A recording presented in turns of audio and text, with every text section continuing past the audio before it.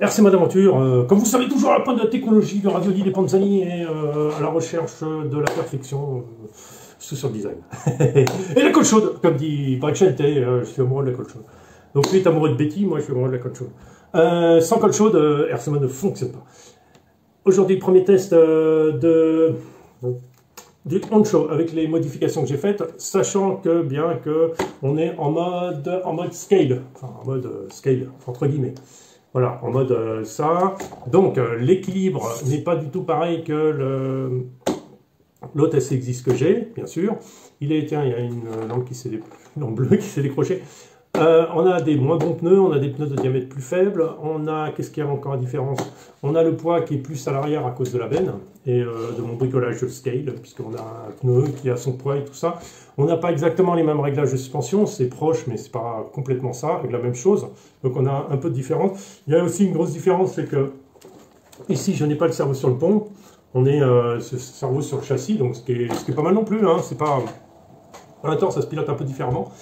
Qu'est-ce qu'il y a à dire? Par contre, lui, il se trouve à être un poil plus haut quand même.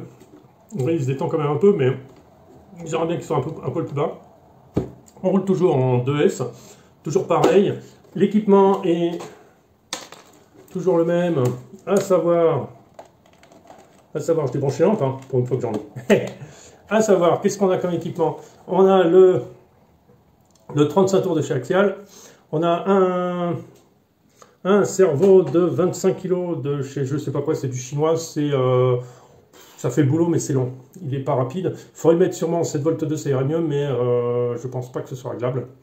On ne va pas pouvoir régler le bec là-dessus. C'est le Vario alors Dynamite, qui est marqué Dynamite, qui ressemble grandement à un Hobby Wing avec des espèces de branchements en plus pour les lampes.